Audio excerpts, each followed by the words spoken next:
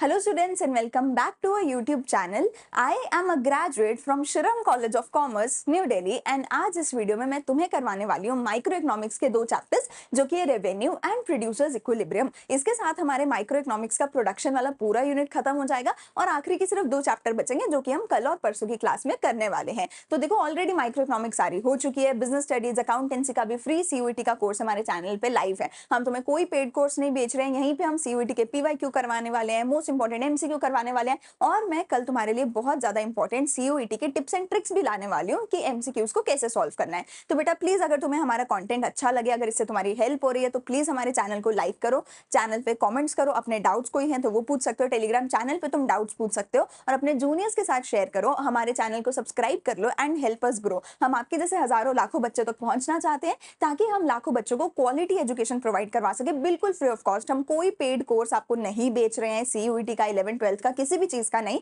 बल्कि पूरा साल हम बिल्कुल फ्री ऑफ कॉस्ट हर चीज यहीं पे डिटेल में प्रोवाइड करवाने वाले हैं एंड बहुत सारे बच्चों की हेल्प करने वाले हैं। तो प्लीज अगर तुम्हें हमारा कंटेंट अच्छा लगे चैनल को लाइक कर लो, शेयर कर दो अपने फ्रेंड्स के साथ and subscribe to our channel. तो आज की वीडियो में हम करने वाले हैं दो चैप्टर्स, एक है पहला चैप्टर रेवेन्यू वाला और दूसरा हमारा चैप्टर रहने वाला है प्रोड्यूसर्स इक्विलिब्रियम का। ठीक है, दूसरा मेरे पास चैप्टर रहने वाला है प्रोड्यूसर्स इक्विलिब्रियम का। देखो अभी तक मैंने तुम्हें क्या करवा दिया है कि प्रोडक्शन फंक्शन क्या होता है, जिसमें मैंने तुम्हें बोला था कि प्रोडक्शन फंक्शन एक रिलेशन होता है between the inputs and outputs. मेरे पास दो तरीके के इनपुट्स होते थे, एक होती थी मेरे पास लेबर जो कि वेरिएबल फैक्टर था, एक होता था मेरे पास कैपिटल जो कि मेरा फिक्स फैक्टर था। इन दोनों की मदद से हमने प्रोडक्शन फंक्शन पढ़ा था, फिर इन दोनों की ही मदद से हमने कॉस्ट पढ़ी थी कि लेबर की cost, variable cost, fix cost, average cost, total cost, marginal cost. हमने कॉस्ट का चैप्टर भी कर लिया। अब मुझे करना है रेवेन्यू का चैप्टर, क्योंकि मैंने सामान बना लिया, सामान बनाने में खर्चा कितना हो मैंने वो भी पता कर लिया। अब सामान बना के ऑब्वियसली बाजार में बेचूंगी, पैसा कमाऊंगी, तो पैसा कितना मैं कमा सकती हूँ, कितना रेवेन्यू जनरेट करूंगी वो पढ़ना चाहती हूँ। और खर्चा और रेवेन्यू के बेसिस पे अब मैं ये देखूंगी कि एक्चुअल में प्रोड्यूसर को मैक्सिमम प्रॉफिट कहाँ होगा, प्रोड्यूसर सबसे ज्यादा खुश कहाँ होगा, प्रोड्यूसर कब इक्विलिब्रियम में आएगा, फिर मैं वो पढ़ने वाली हूँ। तो सबसे पहले हम रेवेन्यू के चैप्टर को शुरू करते हैं। सबसे पहला सवाल मेरे पास यहाँ पे आता है कि मैम ये रेवेन्यू होता क्या है, ये रेवेन्यू होता क्या है, कि ये रेवेन्यू है क्या चीज, ये क्या वर्ड का डेफिनेशन क्या है, मतलब क्या है जो हम पढ़ने वाले हैं। ठीक है, इसका मतलब होता है कि total amount received by a firm from the sale of a given product. कहते हैं कि जो भी हमारा प्रोडक्ट है उस प्रोडक्ट को बेच के बाजार में टोटल कितना पैसा रिसीव किया है एक फर्म ने, उसको बोला जाता है रेवेन्यू। देखो मैं यहाँ पे प्रॉफिट की बात कतई ही नहीं कर रही हूँ, क्योंकि देखो प्रॉफिट का मतलब क्या होता है कि हमने जितना पैसा रिसीव किया यानी कि हमारा जितना रेवेन्यू आया माइनस हमने करा कॉस्ट, तब मेरा प्रॉफिट निकल के आता है। तो मैं यहाँ पे प्रॉफिट की बात नहीं कर रही हूँ, मैं यहाँ पे बात कर रही हूँ रेवेन्यू की, कि हमने टोटल जितना सामान बनाया, ठीक है, उस पर टोटल जितना खर्चा हुआ वो तो था कॉस्ट। अब उस सामान को बाजार में बेचा तो टोटल जितना भी पैसा आया, अभी वो मेरा प्रॉफिट नहीं है, मैं बोल रही हूँ मैंने 10,000 रुपए का सामान बाजार में बेचा तो वो 10,000 रुपए मेरा क्या है, रेवेन्यू। फिर मैं 10,000 में से अपनी जब कॉस्ट माइनस करूंगी तब मुझे पता चलेगा मेरा प्रॉफिट कितना है। तो अभी के लिए मैं प्रॉफिट की नहीं बात कर रही हूँ, मैं बात कर रही हूँ कि जब मैंने सामान बाजार में बेचा तो एग्जैक्टली कितना पैसा मेरी जेब में आया, ठीक है, वो होता है रेवेन्यू। अब रेवेन्यू को निकालने का बेटा जी सिंपल सा एक फॉर्मूला होता है, विच इज मैंने कितना प्राइस चार्ज किया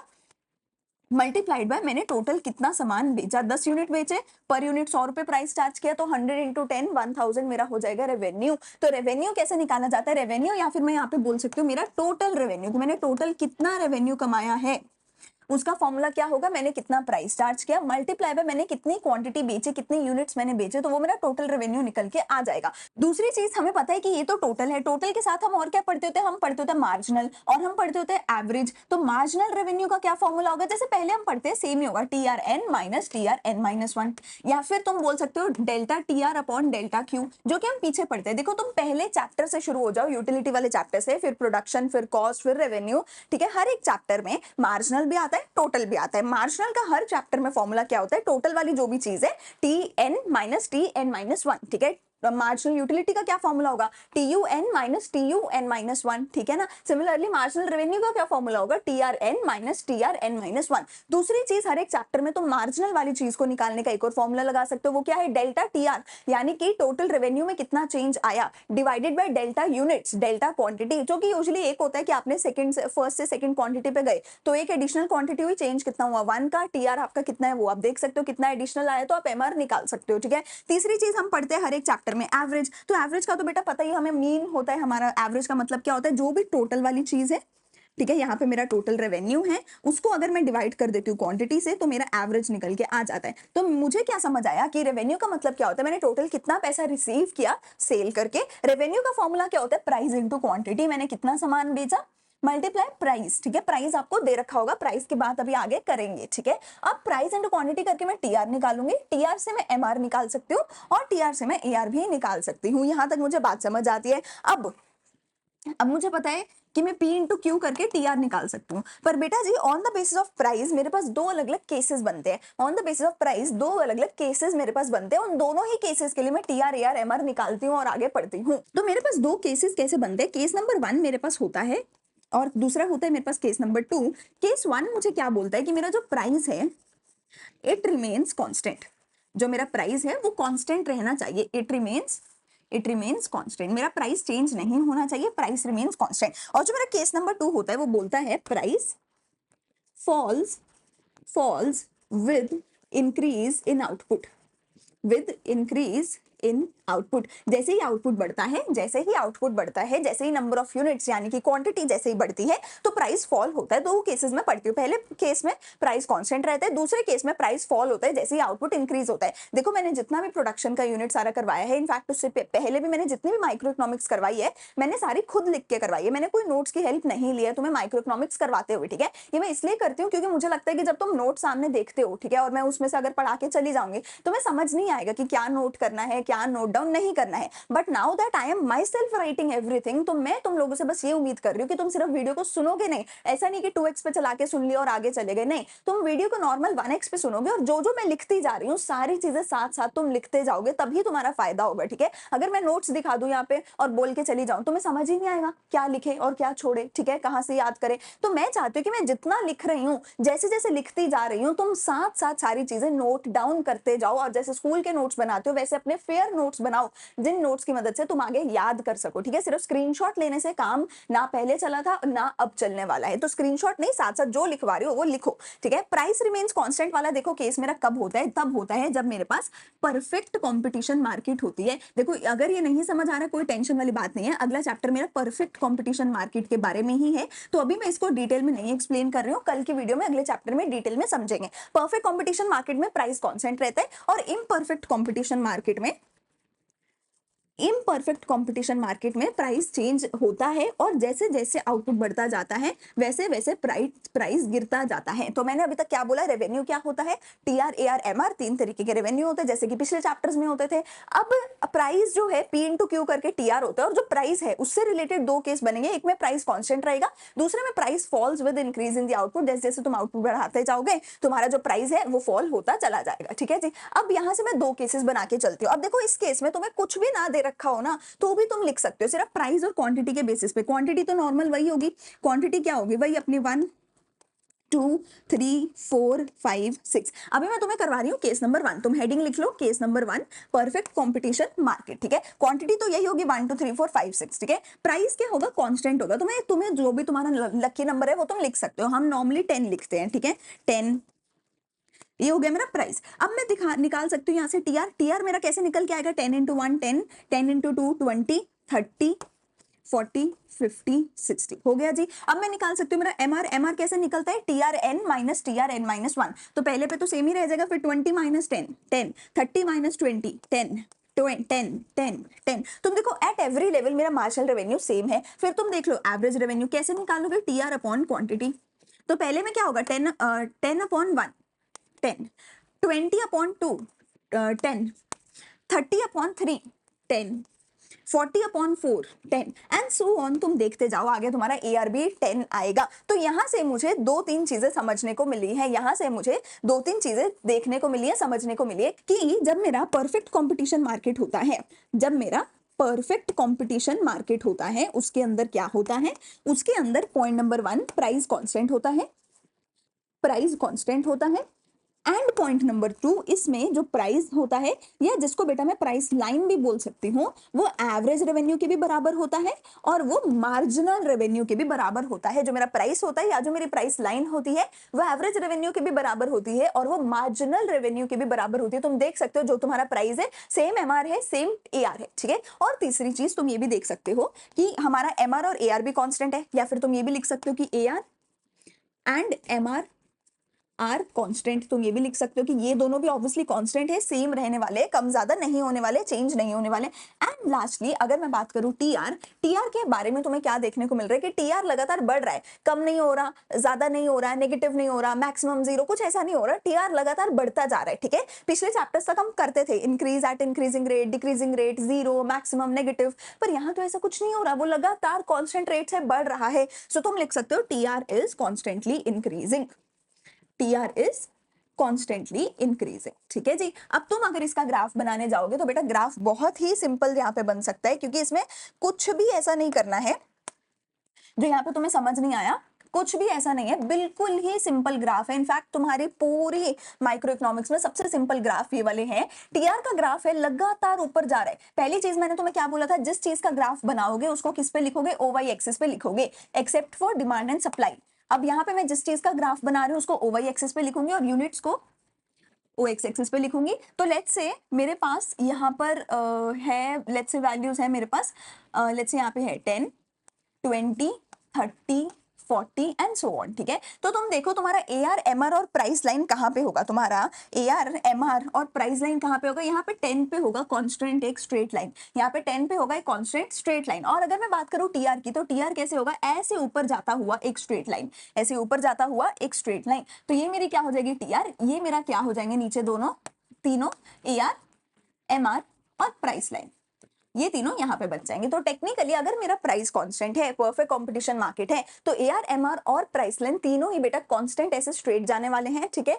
लेकिन अगर मेरा दूसरे टाइप का sorry on the other hand जो मेरा TR है, TR कांस्टेंटली ऊपर की तरफ जा रहा है, यहाँ पे मेरा केस 1 होता है खत्म। अब देखो केस नंबर 2, अब देख लो केस नंबर 2। केस नंबर 2 में हमारे पास क्या रहने वाले, इम्परफेक्ट कंपटीशन मार्केट। इसमें जो मेरा क्वांटिटी है फिर से वही रहेगा, 1, 2, 3, 4, 5, 6, 7। जो मेरा प्राइस है वो लगातार फॉल होता रहेगा, जो प्राइस है वो लगातार फॉल होता रहेगा। लेट्स से मैं कर देती हूँ 10, 8, 6, 4, 2, 0, यहाँ तक हम कर लेते हैं, ठीक है, कि प्राइस लगातार मेरा फॉल होता रहेगा, 5, 2, ठीक है। अब जो मेरा TR है, TR कैसे आएगा, फिर से P इंटू क्यू करके, P इंटू क्यू करके TR आया, 10 इंटू 1 10, 8 2 16, 6 3 18, 4 4 16, 5 2 10, ठीक है। फिर मेरा MR कैसे आएगा, TR N minus TR N minus 1, तो पहले में मैं 10 लिख देती हूँ, ठीक है। 16 माइनस 10, यहाँ पे मेरे पास आ जाएगा 6, फिर 18 माइनस 16, यहाँ पे मेरे पास हो जाएगा 2, फिर यहाँ पे मेरे पास देखो क्या होगा, 16 माइनस 18 यानी कि -2, और यहाँ पे मेरे पास क्या आएगा, माइनस का 6, ठीक है। फिर मैं देखती हूँ average revenue which is TR upon quantity, TR upon quantity करके जब मैं एवरेज रेवेन्यू देखती हूँ तो मेरे पास क्या आता है, 10 इंटू 1, 10 अपॉन 1 सॉरी 10, ठीक है, 16 अपॉन 2 8, 18 अपॉन 3 6, फिर 16 अपॉन 4 4, 10 अपॉन 5 यानी कि 2, ठीक है। अब तुम्हें यहाँ से क्या क्या समझ आया, अब यहाँ पे देखते हैं कि हमें क्या क्या समझ यहाँ से आया है, ठीक है। पहली चीज मुझे ये समझ आई है कि देखो क्या होता है, जो प्राइस है वो यहां पर भी एवरेज रेवेन्यू के बराबर है। क्यों है, क्योंकि देखो P into Q is equals to TR होता है, ठीक है। अगर मैं बोलूं P is equals to TR upon Q, हो सकता है इसको मैंने इधर जाके डिवाइड कर दिया, हो सकता है, और TR अपॉन क्यू ही मेरा AR का फॉर्मूला भी तो है, यही मेरा AR का फॉर्मूला भी तो है। तो टेक्निकली मैं कह सकती हूँ इन एवरी केस, चाहे मेरा केस 1 है, चाहे मेरा केस 2 है, चाहे मेरा कोई भी केस है, प्राइस और AR तो मैथमेटिकली एक दूसरे के बराबर रहने वाले हैं। तो ये तो मैथमेटिकली बराबर है, फॉर्मूला की वजह से हमेशा एक दूसरे के इक्वल रहेंगे, ठीक है। अगर मैं बात करूं मार्जिनल रेवेन्यू की, तो मार्जिनल रेवेन्यू गिरता है, फिर 0 होता है और फिर नेगेटिव होता है। अगर मैं बात करूं टोटल रेवेन्यू की, तो जब तक मार्जिनल वाली चीज पॉजिटिव है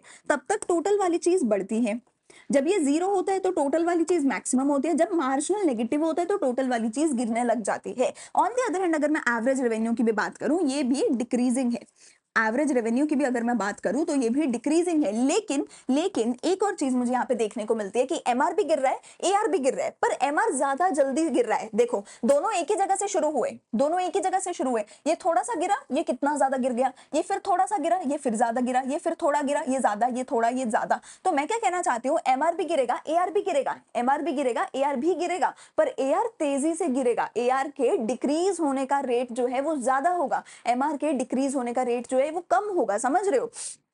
AR is falling slowly, ठीक है, MR is falling faster, ठीक है। इसकी वजह से मुझे क्या देखने को मिलता है, इसकी वजह से मैं क्या लिखती हूँ, देखो स्लोप ऑफ MR जो है वो ज्यादा होगा as compare to slope of AR, यानी कि एमआर का जो स्लोप है वो ज्यादा होगा as compare to slope of AR, ठीक है। या फिर मैं ये भी कह सकती हूँ कि जो मेरा एमआर है वो स्टीपर होगा। क्या होगा? एमआर का कर्व स्टीपर होगा। जिसका स्लोप ज्यादा होता है मैं उसको क्या बोलती हूँ कि उसका कर्व स्टीपर होता है। एंड लास्टली एक और चीज मैं बोलती हूँ कि MR can be negative, MR तो नेगेटिव हो सकता है, AR can not be negative.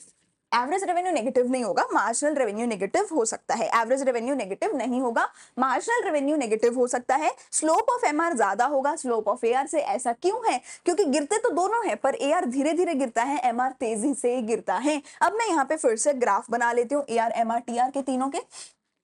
मुझे फिर से याद रखना है कि जिस चीज का मैं ग्राफ बना रही हूँ वो मेरे कौन से एक्सिस पे आना चाहिए, वो वाई एक्सिस पे आना चाहिए। तो यहाँ पे मेरा टीआर होगा, एमआर होगा, एआर होगा। बट ये मेरा केस कौन सा रहने वाला है? केस नंबर 2 रहने वाला है, ठीक है। अगर मैं यहाँ पे बात करूं पहले टीआर की, अगर मैं यहाँ पे बात करूं सबसे पहले टीआर की, तो टीआर के केस में तुम्हें क्या देखने को मिलता है कि टीआर बढ़ता है, मैक्सिमम होता है, गिरता है। यानी कि टीआर बढ़ता है, मैक्सिमम होता है, गिरता है।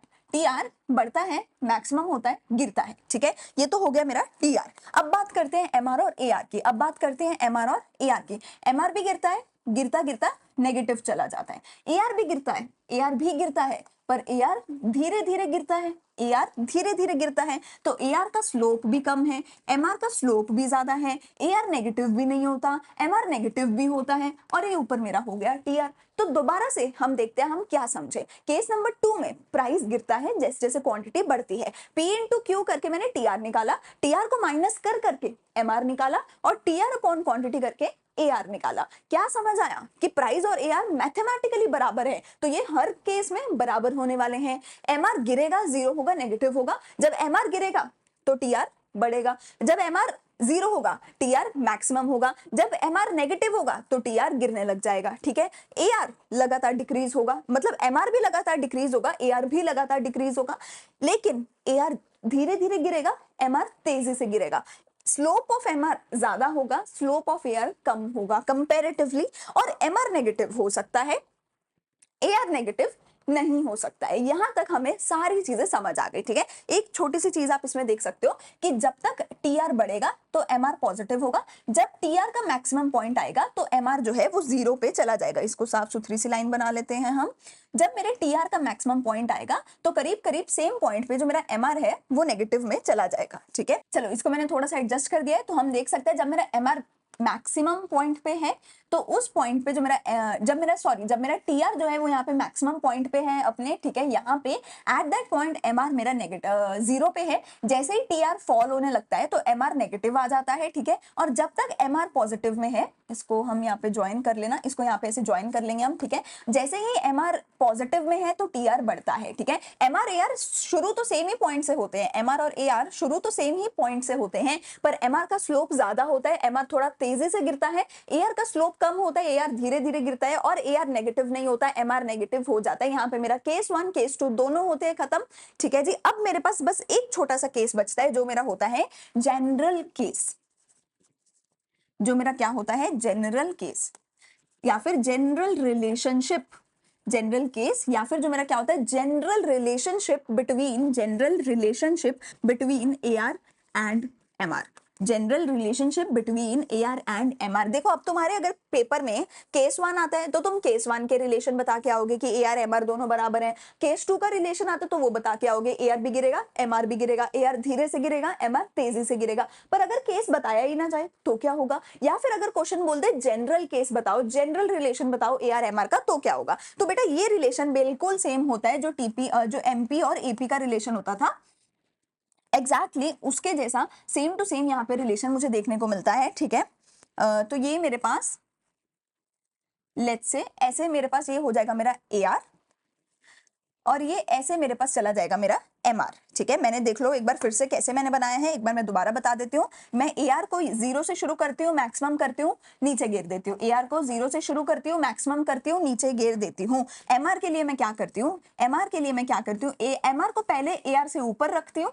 फिर एम आर को ए आर के मैक्सिमम पे टच करवाती हूँ, और फिर एम आर को ए आर से नीचे ले आती हूँ। पहले एम आर को ए आर से ऊपर रख रही हूँ, फिर एम आर को ए आर के मैक्सिमम पे टच करवा रही हूँ, और फिर एम आर को ए आर से नीचे लेके आ रही हूँ। तो ये सेम रिलेशन हमने एमपी और एपी का भी किया था, सेम रिलेशन एमआर और एआर का भी करना है। जो मुझे क्या बोलने वाला है, जो सेम रिलेशन मुझे क्या बोलने वाला है कि as long as AR is increasing, as long as AR is increasing, MR is greater than AR। जब तक AR बढ़ रहा है तो MR AR से बड़ा है। When AR is maximum, AR is equals to MR, क्योंकि MR ने उस पॉइंट पे AR को कट कर दिया है। और as long as, तीसरा पॉइंट क्या लिखेंगे हम, as long as AR is decreasing, जब तक AR गिरेगा, जब AR गिरने लग जाएगा तो MR क्या हो जाएगा, लेस देन AR हो जाएगा। AR जो है MR से बड़ा हो जाएगा। ये रिलेशंस अगेन मैंने AP MP में भी बोला था, AC MC में भी बोला था, तब मोस्ट इंपॉर्टेंट रिलेशन है। इनमें से इतने MCQs बन सकते हैं जो तुम सोच भी नहीं सकते हो। ठीक है, तो please AC MC AR MR AP MP इनके रिलेशंस को तो बेटा बहुत अच्छे से कर लेना। वही ABC MC का भी रिलेशन हो गया। इनमें से अनगिनत एमसीक्यूज बन सकते हैं, मैं प्रैक्टिस करवाऊंगी, पर इनको तुम जितना अच्छे से कर सकते हो वो कर लेना। इस पे बहुत अच्छे खासे एमसीक्यूज तुम्हें देखने को मिलने वाले हैं। ठीक है, एमआरएआर का जनरल केस ये हो गया। तो case 1 perfect competition, price constant, case 2 price गिरता है, और केस 3 मेरा जनरल केस हो गया जिसमें सिर्फ एआर एमआर का रिलेशन करते हो, जो एक्जैक्टली सेम एपी एमपी की तरह होता है। ये डायग्राम है, ये रिलेशन है, इससे ज्यादा तुम्हारे को रेवेन्यू के चैप्टर में और कुछ भी नहीं करना है। Now we will move on to producer के इक्विलिब्रियम का चैप्टर। तो देखो मेरे चैप्टर का नाम है प्रोड्यूसर्स इक्विलिब्रियम, प्रोड्यूसर के इक्विलिब्रियम का पॉइंट मुझे इस चैप्टर में ढूंढना है। इक्विलिब्रियम का मतलब क्या होता है, जहां पे प्रोड्यूसर फुल्ली सेटिस्फाइड है, जहां पे प्रोड्यूसर बहुत खुश है और प्रोड्यूसर कहता है अब मुझे और कुछ नहीं करना, मैं तो अपनी जिंदगी में संतुष्ट हूं। ठीक है जी, प्रोड्यूसर इक्विलिब्रियम किस पॉइंट पे आता है, उस पॉइंट पे आता है जब प्रोड्यूसर को एक मैक्सिमम प्रॉफिट का पॉइंट मिल जाता है। जहां पे प्रोड्यूसर को मैक्सिमम प्रॉफिट का पॉइंट मिल जाता है, उस पॉइंट पे प्रोड्यूसर का इक्विलिब्रियम आता है। ठीक है, प्रॉफिट का क्या मतलब होता है, प्रॉफिट का क्या मतलब होता है कि मैंने टोटल जितना भी रेवेन्यू कमाया माइनस मैंने टोटल जितना भी खर्चा किया, तो इसका ये मेरा क्या निकल के आ जाता है, प्रॉफिट। प्रॉफिट का क्या मतलब है, मैंने जितना पैसा कमाया माइनस मैंने जितना खर्चा किया, इन दोनों के बीच का जो डिफरेंस होता है, total revenue and total cost के बीच का जो डिफरेंस होता है, उस डिफरेंस को मैं क्या बोलती हूँ, प्रॉफिट बोलती हूँ। ठीक है, ये प्रॉफिट जिस पॉइंट पे मैक्सिमम हो जाएगा वो पॉइंट मेरा क्या होगा, प्रोड्यूसर के इक्विलिब्रियम का पॉइंट होगा। लेकिन सिर्फ इतना बोलने से काम नहीं चलने वाला कि प्रॉफिट मैक्सिमम हो गया, प्रोड्यूसर का इक्विलिब्रियम आ गया, काम खत्म। नहीं, प्रॉफिट मैक्सिमम के साथ साथ मुझे दो और जो है कंडीशंस लगानी पड़ेंगी। उन कंडीशंस के बेसिस पे मैं बताऊंगी कि प्रोड्यूसर इक्विलिब्रियम कहां होगा। तो टेक्निकली मैं तुम्हें दो कंडीशंस बताऊंगी, जहां वो दोनों कंडीशन सच हो जाएंगे वहां पे प्रोड्यूसर का इक्विलिब्रियम होगा, और जहां वो कंडीशंस दोनों की दोनों सच होनी चाहिए, दोनों जहां पे सच हो जाएंगी वहीं पे प्रोड्यूसर को मैक्सिमम प्रॉफिट भी होगा। तो टेक्निकली जहां मैक्सिमम प्रॉफिट होगा, दोनों कंडीशंस बराबर होंगी, वहां पे प्रोड्यूसर का इक्विलिब्रियम हो जाएगा। सिंपल बात है। प्रोड्यूसर का इक्विलिब्रियम निकालने की जो मेरी अप्रोच है, जो हमारी जो अप्रोच है, उस अप्रोच का हम नाम क्या बोलते हैं, जो मेरी अप्रोच है प्रोड्यूसर के इक्विलिब्रियम को निकालने की, उस अप्रोच का नाम देखो हमारा क्या होता है, उस अप्रोच का नाम होता है MRMC अप्रोच। जो अप्रोच होती है प्रोड्यूसर का इक्विलिब्रियम निकालने के लिए, उसका नाम क्या होता है, MRMC अप्रोच। TRTC भी थी पहले, अब तुम्हारे सिलेबस में नहीं है, तो तुम्हारे को क्या करना है, MRMC अप्रोच प्रोड्यूसर के इक्विलिब्रियम को फाइंड आउट करने की। ठीक है जी, यहां तक हमें चीज समझ आ गई है। अब करना कैसे है मैम, अब देखो मैंने तुम्हें क्या बोला है कि ना हमारे पास अलग अलग दो कंडीशंस हैं। ठीक है, we have two conditions, both the conditions need to be satisfied, both must be satisfied, दोनों ही जो है satisfied होनी चाहिए at the point of producer equilibrium, जहां पे प्रोड्यूसर का इक्विलिब्रियम होगा उस पॉइंट पे दोनों ही कंडीशंस मेरी सेटिस्फाई होनी चाहिए। और तुम्हें न्यूमेरिकली भी मैं ये चीज दिखाऊंगी टेबल के थ्रू कि जहां पे दोनों सेटिस्फाई होंगी वहीं पे हमारा प्रॉफिट भी मैक्सिमम होगा। ठीक है जी। अच्छा अब देखो इसके भी दो केसेस बनेंगे, इसके भी दो केसेस बनेंगे। दो केसेस क्यों बनेंगे मैम? क्योंकि बेटा यहाँ पे ना रेवेन्यू की बात आ गई, जहां पे रेवेन्यू की बात आ गई, हमें पता है अभी तो रेवेन्यू का चैप्टर पढ़ा है, रेवेन्यू के चैप्टर में दो केसेस थे, perfect competition price constant, imperfect competition price गिरता है, तो दो केसेस थे रेवेन्यू के चैप्टर में। तो जहां पे भी रेवेन्यू की बात आएगी वहां पे तो दो केसेस आएंगे, उन्हीं दोनों केसेस के बेसिस पे मुझे जो है कोई भी आगे काम करना होगा। तो अगर मुझे प्रोड्यूसर का इक्विलिब्रियम निकालना है तो दो कंडीशन सेटिस्फाई करनी होंगी और दो अलग अलग केस भी बनेंगे। दोनों केसेस में कंडीशन सेम रहेगी, दोनों केसेस में प्रॉफिट भी मैक्सिमम होगा, पर दोनों केसेस में डायग्राम अलग बनेगा। क्यों? क्योंकि एक में एमआर कांस्टेंट होगा, एक में एमआर गिर रहा होगा। तो दोनों केसेस में क्योंकि एक परफेक्ट कंपटीशन है, एक में प्राइस कांस्टेंट है, दूसरे में प्राइस गिरता है, उस वजह से न्यूमेरिकली एंड डायग्रामेटिकली थोड़ा सा फर्क होगा, पर दोनों केसेस में प्रॉफिट मैक्सिमम वाले पॉइंट पे इक्विलिब्रियम होगा। दोनों केसेस में कंडीशन सेम रहेंगी और सेम कंडीशंस पे इक्विलिब्रियम होगा। अब बात करते हैं मैम ये कंडीशंस क्या है। ये कंडीशन करके तो आपने बहुत कुछ सिखा दिया। अब ये कंडीशंस हैं क्या जहां पे इक्विलिब्रियम होगा, तो इन दोनों कंडीशंस को लिखो। अब ये दो कंडीशंस क्या हैं? कंडीशन नंबर 1 तो बहुत सिंपल है, ये कहती है कि जब एम आर एम सी बराबर हो गए, at the point M R is equal to M C at the point of producer equilibrium, कहती है at the point of producer equilibrium MR को एमसी के बराबर होना पड़ेगा। अगर एमआर एमसी के बराबर नहीं है तो वो मेरा इक्विलिब्रियम नहीं है। इक्विलिब्रियम तभी होगा जब एमआर और एमसी बराबर होंगे। ठीक है जी। लेकिन एमआर एमसी एक से ज्यादा पॉइंट पर बराबर हुए तो इसके लिए आती है मेरे पास दूसरी कंडीशन। अब ये दूसरी कंडीशन के ना नाम अलग अलग हो सकते हैं तुम्हारी बुक में, तुम्हारे पेपर में, लेकिन मतलब सेम होगा। मतलब मैं आगे समझाऊंगी, नाम इसके अलग अलग हो सकते हैं। ठीक है। पहला नाम क्या बोलता है? पहला नाम बोलता है कि MC marginal cost is greater than MR. ठीक है। Marginal cost is greater than MR after the point of producer equilibrium, कि at the point of equilibrium तो दोनों को बराबर होना पड़ेगा, पर उसके बाद में एमसी को उससे बड़ा होना पड़ेगा। ठीक है। दूसरा पॉइंट क्या बोलता है कि MR is greater then MC, MR is greater then MC before the point of equilibrium. पहला पॉइंट क्या बोलता है कि एमआर एमसी बराबर होने चाहिए इक्विलिब्रियम वाले पॉइंट पे। दूसरा क्या बोलता है कि इक्विलिब्रियम वाले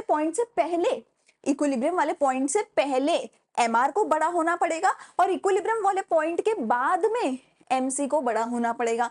तीसरा इसमें मैं क्या बोल सकती हूँ, MC should cut MR from below eight the point of producer equilibrium, कि जब इक्विलिब्रियम का पॉइंट होगा उस पॉइंट पे एमसी जो एमआर को कट करेगा, एमसी का जो कर्व है वो एमआर के कर्व को कट करेगा। कहां से कट करेगा? नीचे से आके कट करेगा, ऊपर से आके कट नहीं करना। तो टेक्निकली कंडीशन दो है। पहला कंडीशन है एमआर एमसी बराबर होने चाहिए, और दूसरे कंडीशन के मैंने तुम्हें तीन अलग अलग नाम बता दिए, तीनों में से कोई भी नाम तुम्हारी बुक में, तुम्हारे आंसर पेपर में आ सकता है। पहला कंडीशन सिंपल है कि जब इक्विलिब्रियम होगा दोनों बराबर होंगे। दूसरा कंडीशन कहता है कि इक्विलिब्रियम से पहले एमआर बड़ा होना चाहिए, इक्विलिब्रियम के बाद में एमसी बड़ा होना चाहिए, और इक्विलिब्रियम वाले पॉइंट पे MC should cut MR from below. ठीक है। ये दो कंडीशंस हो गई। दोनों केस में कंडीशन सेम रहने वाली है। मैं तुम्हें डायग्रामेटिकली दोनों केस समझाती हूँ,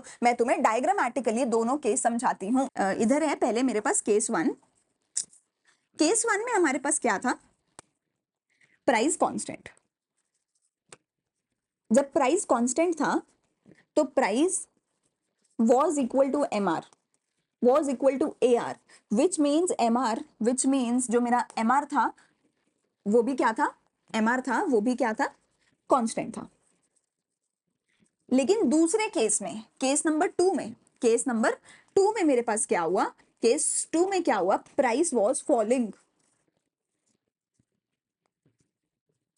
जिसकी वजह से जो एमआर था वो कैसा आया था कि एमआर पहले गिरता था, फिर जीरो होता था और फिर नेगेटिव होता था। मार्जिनल कॉस्ट का ग्राफ इन दोनों ही केसेस में कैसा होता था, यू शेप्ड होता था। मार्जिनल कॉस्ट दोनों ही केसेस में यू शेप्ड होता था, क्योंकि मार्जिनल कॉस्ट पहले डिक्रीज होता था और फिर इंक्रीज होता था। अब देखो, अगर तुम्हें प्रोड्यूसर इक्विलिब्रियम का चैप्टर करना है तो तुम्हें पहले कॉस्ट और रेवेन्यू का दोनों का ही चैप्टर करना पड़ेगा, उसके बिना ये नहीं हो सकता। ठीक है, मार्जिनल कॉस्ट यहाँ पर भी यू शेप्ड ही होगा, वो तो कुछ अलग होता नहीं है। क्यों? क्योंकि मार्जिनल कॉस्ट जो है वो पहले गिरता है और फिर बढ़ता है। अब इन्हीं कंडीशंस के बेसिस पे मैं एमआर का कर्व भी बनाऊंगी, मैं एआर का कर्व भी बनाऊंगी, और फिर जहां पे वो बराबर होंगे वहां पे इक्विलिब्रियम दिखा दूंगी। सिंपल बात हो गई। ठीक है, तो पहले केस में मेरा एमआर क्या है, कांस्टेंट है, यानी कि वो एक स्ट्रेट लाइन थी पैरेलल टू एक्स एक्सिस। तो मैं एक स्ट्रेट लाइन बना देती हूँ पैरेलल टू एक्स एक्सिस। थोड़ा साफ सुथरा बना लेते हैं। मैं एक स्ट्रेट लाइन बना रही हूँ which should be parallel to X axis. हो गई बात खत्म। अब देखो हमारा मार्जिनल कॉस्ट कैसा होता है, यू शेप्ड होता है, पहले गिरता है और फिर बढ़ता है। तो मार्जिनल कॉस्ट यू शेप्ड होता है, पहले गिरता है और फिर बढ़ता है। ये मेरा क्या बन गया जी, मार्जिनल कॉस्ट का ग्राफ बन गया। ठीक है, ये मेरा क्या बन गया, ये वाला जो ग्राफ है, ये ग्राफ मेरा किस चीज का बन गया, मार्जिनल कॉस्ट का ग्राफ बन गया। तो ये हो गया मेरा मार्जिनल कॉस्ट का ग्राफ, ये हो गया मेरा मार्जिनल रेवेन्यू का ग्राफ। ठीक है,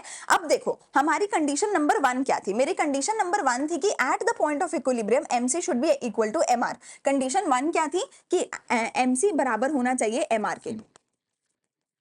ये कंडीशन नंबर 1 थी। तो एमसी एमआर यहाँ बराबर है, एमसी एमआर यहाँ बराबर है। ये हो गया पॉइंट ए, ये हो गया पॉइंट बी। तो इन दोनों में से इक्विलिब्रियम कौन सा होगा। कंडीशन नंबर 2 ने क्या बोला, MC is greater then MR after the point of equilibrium. Equilibrium के पॉइंट के बाद MC बड़ा होना चाहिए MR से। अगर ये मेरा इक्विलिब्रियम का पॉइंट होगा, इस इक्विलिब्रियम पॉइंट के बाद में देखो क्या है, इस इक्विलिब्रियम पॉइंट के बाद में देखो क्या है, MC नीचे है, MR ऊपर है। तो इस इक्विलिब्रियम पॉइंट के बाद क्या हो रहा है, MR बड़ा है MC से। ठीक है, तो ये मेरा इक्विलिब्रियम का पॉइंट नहीं हो सकता। इसके बाद देखो, इसके बाद क्या है, MC बड़ा है MR से। तो ये सही लग रहा है, ये कंडीशन को सेटिस्फाई कर रहा है। और क्या हो सकता है, MR is greater then MC before equilibrium. Equilibrium से पहले MR बड़ा होना चाहिए, इक्विलिब्रियम से पहले MR बड़ा है, ऑब्वियसली MR ऊपर है, MC नीचे है। तो इक्विलिब्रियम से पहले MR is greater then MC, इसके इक्विलिब्रियम से पहले MC ग्रेटर देन MR है, तो ये भी सेटिस्फाई नहीं हो रहा। तीसरा कंडीशन, तीसरा उसमें मैंने नाम क्या दिया था कि MC should cut MR from below. MC नीचे से आके MR को कट करे, वो भी यहीं पे ट्रू हो रहा है। तो मैं बोल सकती हूँ ये जो मेरा पॉइंट B है, यहीं पे प्रोड्यूसर को क्या हो रहा है, पॉइंट ऑफ प्रोड्यूसर इक्विलिब्रियम ये मेरा बन रहा है। और इसी को मैं यहाँ पे क्या बोलूंगी, इसी पॉइंट पे मेरा प्रॉफिट जो है वो भी मैक्सिमम हो रहा होगा। समझ आई चीज। तो मैंने क्या किया, केस 1 लिया, MR कांस्टेंट रखा, MC यू शेप्ड बनाया, 2 पॉइंट निकले MR इक्वल टू MC के। पहले पॉइंट पे मेरा इक्विलिब्रियम नहीं हो सकता, क्यों, क्योंकि वो सेकंड कंडीशन को सेटिस्फाई नहीं करता। दूसरा पॉइंट सेकंड कंडीशन को सेटिस्फाई करता है, क्यों, क्योंकि दूसरे पॉइंट के बाद MC बड़ा है, या दूसरे पॉइंट से पहले MR बड़ा है, या फिर इस दूसरे पॉइंट पे MC नीचे से आके कट कर रहा है, यहाँ पे MC ऊपर से आके कट कर रहा है MR को। तो ये नहीं हो सकता। हर एक चीज, पूरा यूनिवर्स इसी तरफ तो हमें इशारा कर रहा है कि पॉइंट B ही इक्विलिब्रियम का पॉइंट होगा, यहीं पे मेरा प्रॉफिट मैक्सिमाइजेशन होगा। यहाँ पर देखो दूसरी साइड पे क्या होगा, दूसरी साइड पे मुझे पता है जो मेरा MR होता है वो डाउनवर्ड स्लोपिंग होता है, जीरो होता है, नेगेटिव होता है। मार्जिनल कॉस्ट तो यहाँ पे भी मेरा यू शेप्ड रहेगा, नीचे आएगा और फिर ऊपर चला जाएगा। फिर से ये मेरा MC हो गया, ये MR हो गया, 2 पॉइंट बन गए, पॉइंट A। ठीक है, इसको पॉइंट B लिख दिया, इसको पॉइंट A लिख दिया। अब तुम फिर से देख लो, 2 पॉइंट हो गए A और B। A तो सेटिस्फाई नहीं करेगा, B सेटिस्फाई करेगा। क्यों, क्योंकि B दूसरी कंडीशन को सेटिस्फाई करता है कि after equilibrium MC greater than MR, before equilibrium MR greater than MC, और MC नीचे से आके कट कर रहे हैं MR को, तो ये कंडीशन को सेटिस्फाई कर रहे हैं। समझ आ गई बात। अब देखो ऐसा है क्यों, मैं तुम्हें थोड़ा सा कॉन्टेक्स्ट दे रही हूँ कि ऐसा क्यों है। देखो जब मेरा पॉइंट A था, अगर प्रोड्यूसर पॉइंट नंबर A पे होगा तो प्रोड्यूसर को ये चीज समझ आ रही होगी कि वो जैसे जैसे ज्यादा प्रोडक्शन कर रहा है उसकी मार्जिनल कॉस्ट गिर रही है। प्रोड्यूसर को क्या समझ आ रहा है कि वो जैसे जैसे प्रोडक्शन कर रहा है उसकी मार्जिनल कॉस्ट गिर रही है। देखो मैं तुम्हें धीरे धीरे करके स्पॉटलाइट मार के दिखा रही हूँ। अगर पॉइंट A पे है तो तुम देखो पॉइंट A पे तुम्हें दिख रहा है कि अगर प्रोड्यूसर पॉइंट A पे होगा तो वो नीचे से जब ऊपर से नीचे आएगा, यानी जब वो ज्यादा यूनिट प्रोड्यूस करेगा तो मार्जिनल कॉस्ट गिर रही है। ठीक है, इसके अब नीचे आएगा तो प्रोड्यूसर को यहाँ पे दिखा कि अगर मैं प्रोडक्शन बढ़ाता हूं, अगर मैं प्रोडक्शन बढ़ाता हूं तो मेरी कॉस्ट गिरती जा रही है, गिरती जा रही है, गिरती जा रही है।